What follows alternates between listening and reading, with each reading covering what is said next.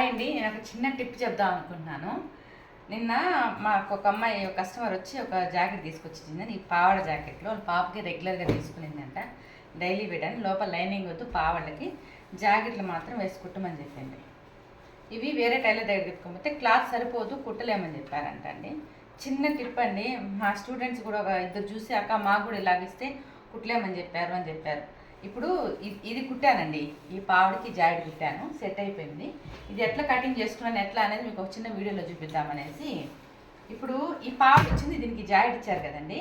ఈ బార్డర్ వచ్చి నేను కట్ చేసేసుకుంటున్నాను. ఇట్లా బెడల్పు ఎత్తుకుంటే వాళ్ళకి 22 ఇంచులు కావాలా, 22 ఇంచులు సరిపోదు. ఇట్లా పెట్టుకున్నా సరిపోదు, ఇలా పెట్టుకున్నా సరిపోదు, ఇలా పెట్టుకున్నా సరిపోదు. దానికి నేనేం చేస్తున్నానంటే ఈ బార్డర్ కట్ చేసేసి ఈ బార్డర్ తీసేసుకొని మనం ఇట్లా స్ట్రైట్గా మర్చుకోవాలండి. స్ట్రైట్గా మర్చుకుంటే మనకు వెడల్పు సరిపోదు అనుకుంటాం.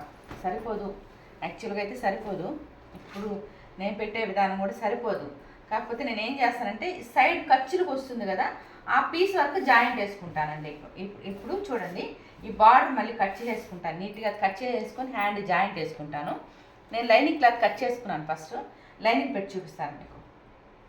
ఎందుకంటే ఇలాగ వచ్చింది కదా. ఇప్పుడు ఈ సైడ్ ఖర్చులో పోయే క్లాత్ మాత్రం మనకు పీసు చాలకుండా వస్తుంది. ఈ పీసు ఇక్కడ ఈ కింద ఈ రిమైనింగ్ మిగిలింది కదా, ఈ క్లాత్ తీసి జాయింట్ వేసుకోవచ్చు. ఇప్పుడు దీన్ని ఇలాగే జాయింట్ వేసి ఇది కుట్టున్నాను చూడండి.